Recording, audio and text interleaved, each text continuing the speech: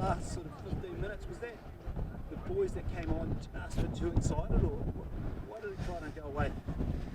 I'm not too sure. I'll let you guys sort of speculate on that. You guys could figure it out, but you could throw out a whole heap of excuses. We were up by a fair bit. The guys were on and pretty keen, but I'm not sure if it was any one thing. It was probably more a combination of a lot of things together. So certainly leaves a bit of a few rocks under the towel to try and get those right for this week. So yeah, it wasn't all good stuff. At the other end of the game, I mean, the media, us, Yep. have been saying, look, we had a slow 15 at the start. Aussies sort of agreed with that. Was it a case of, starstruck in the brightness of the headlights of that exciting new Australian jersey? It was bright, wasn't it? Yeah, I don't know. I had to ask the boys that were starting. It might have been the case, but no.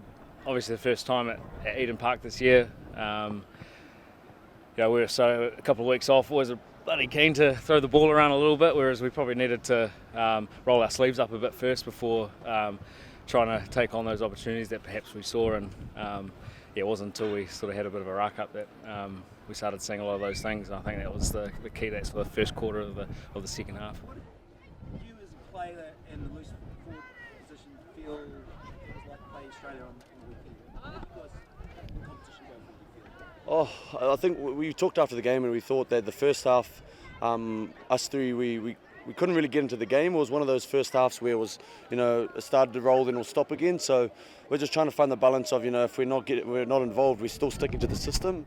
But I feel like in the second half we got involved because, we gave away penalties and they had the flow. So we just had to get into the game then. So I think as a loose trio pack, I think, we did our jobs, but it was just the way of the game that we felt like we didn't really get involved. But we'll try to get more involved this week. How do you make that change up going into this weekend? Have you talked about that or with the coaches, or is it something you have to find yourself? It's more. I think it's sort of both. I think we haven't really had our IRU meetings, our Lucy meetings yet, but I think we'll touch on that and we'll see how we can get involved and not get involved in the meaning we try too much and we give away penalties, but the sort of the way that we get involved around the tackle area, around the breakdown, really make a presence felt there. We're not giving away penalties like we gave away too many last time. So everybody's talked about that starting first 15 being a bit slow. Was it a little bit of like you just got stuck in the headlights, because of the brightness of that new Australian jersey? Yeah, it was bright. Geez, I don't know about the colour, but no. To be honest, I think we're taught to play what's in front, and I think we tried that, but we were just trying a bit too much. We need to stick to our basics and stick to our system, which I think we sort of went away from. But as you see that, when we roll our sleeves up and we get direct, we can really do some damage. But we just got to stick to that and really trust our game drivers.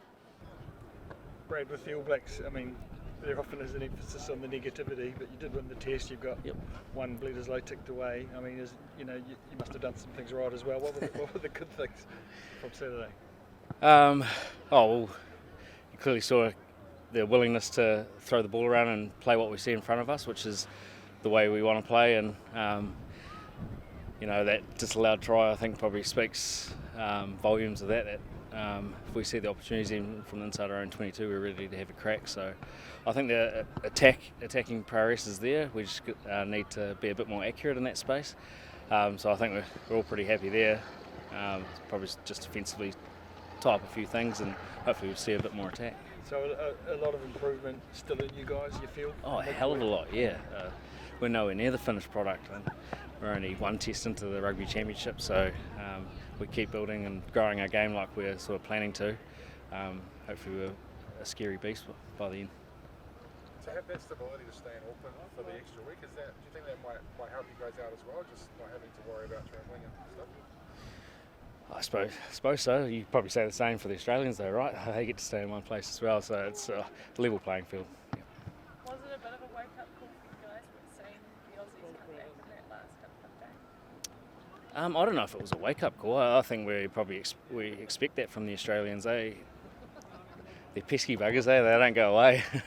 Even when you think and we sort of learnt that in Super Rugby as well. Like, even when you think you've got them toast, or if you think you've got them beat, they just keep coming. They've got the confidence and the willingness to keep coming at you right to the 80th minute, and that it was a pretty stark reminder, I think, to everybody in the public that that's what they're like. So, just on the penalty count, it's obviously pretty high, but then going into that last 20 minutes, 15, 12 minutes, you'd still put out a comfortable enough lead.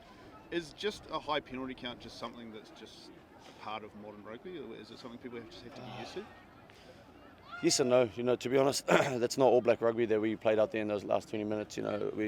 We pride ourselves on playing the whole 80 plus, and that last 20 minutes, might have gotten our minds that we thought, we've won the game, but and then they came back and we just started giving away stupid penalties. But the game hasn't changed. We just got to be hard on ourselves and be more disciplined, and that's, I think, we're really touching on that this week. So yeah.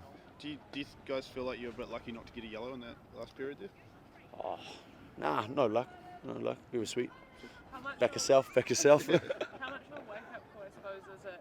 Is it a wake-up call for you guys seeing the Aussies come back in that last kind of quarter, or was it on you guys that you maybe needed to hold it out?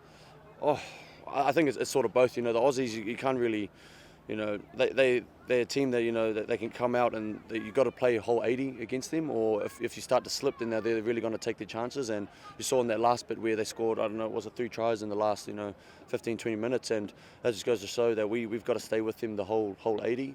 We can't just button off and let them come back. But I think it was both. Like we were giving away stupid penalties, and they were playing some good footy at the end. So is it hard to shift that mindset in the moment, like where you are giving away 3 or 4 in a row and there's 10 minutes to go in the game, the game's tied up? Is it hard to shift that mindset to let's keep them out? Like, what was sort of being said in that huddle? I like to say it's easy now, but in the game, when in the heat of the moment, everyone, all the boys are pretty hot when they come on, and I think the boys trying to come off the bench and trying to impact. I think we just need to slow it down, and I think the leaders, and we've touched on it, coming into huddles and really slowing it down, and getting some clear messages out, because I think we were a bit rushed out there, and I think it showed, and we just kept giving away stupid penalties that were unnecessary. So yeah. Did you notice a difference in intensity from the other test matches this year with what the Wallabies brought on Saturday night? Yeah. To be honest, we felt the intensity against Fiji, how physical they were. I think against the Aussies, they're running sharper lines and all that. But this is test footy. Every team we play, you're going to get the best. So we've just got to go out there and keep doing us. How'd you come through injury-wise on the weekend testing it out? Oh, not bad. I'm pretty sore. This old carcass, bro. I've got to keep looking after it. But nah, nothing too bad.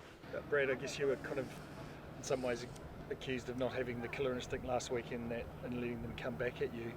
Is it time for the killer instinct this week? You can put this Bledisloe away, go over there with the trophy locked away. Is it time to be a bit ruthless? We're always trying to be a bit ruthless. So yeah, that last little bit probably wasn't up to standard. So yeah, for sure. I think if there's ever a week to bring that out, it's this one. 18 penalties, and we also saw a British and Irish Lions Springbok series dominated by the whistle as well. Are high penalty counts just something that we just have to deal with as rugby watchers nowadays with test rugby? Good question. Well, hopefully not, if the players start being a bit smarter around what they want to have a crack at, and we're obviously a bit keen, and there's a lot of 50-50 calls, and if you leave it into the hands of the referee, then that's not the right mindset. So I think it's more about the players being smarter on what stuff they want to have a crack at, so the referee doesn't have to pull his whistle. I'm sure he doesn't want to use it that many times as well, but he's probably been forced to. Do you feel like you guys are having enough lead-in time to get used to the tweaks that are made to the laws? I mean, we saw it last year in the start of Super Rugby. There's a really high penalty count. Like, is there just a better way of implementing that sort of thing? I don't know. You have a better idea. I guess we can only deal with the rules as much as we want. We weren't to know that all these new rules were going to be implemented into the Rugby Championship at the start of Super Rugby, for example. So, we just got to deal with it when the cards come. I mean, if there's a better way to do it, then sure, I'm all ears. But at the moment, that's what the powers that be want. So we just got to toe the line and get stuck into it. Dalton, so I think you led the tackle count, and I don't think the Lucy's missed the tackle. You talked about not being able to get into the game on attack, but is that satisfying? The work you put into defensively? Yeah, to be honest, after the game I thought that I only made maybe 8 or 9 tackles, but then some of the boys came up to me and said I was 17 tackles. So to be honest, I'll keep doing that if we keep winning. So yeah, I didn't realise I made that, but yeah. But the desire's there, obviously, to get some ball in hand as well, clearly, with you three guys with the talent you've got. Yeah, 100%. Yeah, we're not just all defence, we all attack. So I like to think I'm a bit of an attacker with the other two, or the other loose forwards. But yeah. Sam Kane has been involved in the camp. What's his involvement been like? What sort of input is he having, given that he's injured? Oh, he's awesome. He can't. Oh, he's just slowly getting back, and he's doing his return to play, all his rehab running and all that. But he's getting involved in our meetings and all that. And he's a true leader. And all the boys respect him. When he speaks, everyone listens. So he's really adding, his input and his experience into our meetings and all that, and around the environment. And for you personally, is he having an effect on you? Yeah, he's a big bloody help to me. Yeah, so anything I really need, it's the good thing about the loose trio and Sammy is that it's a competitive environment, and but it's a healthy one where if the boys, whoever gets selected, they all get around each other and they don't really bitch and moan about it. They just they all want each other to get better, and I think that's a setting point where sets us apart from the rest, is that we just want each other to do well.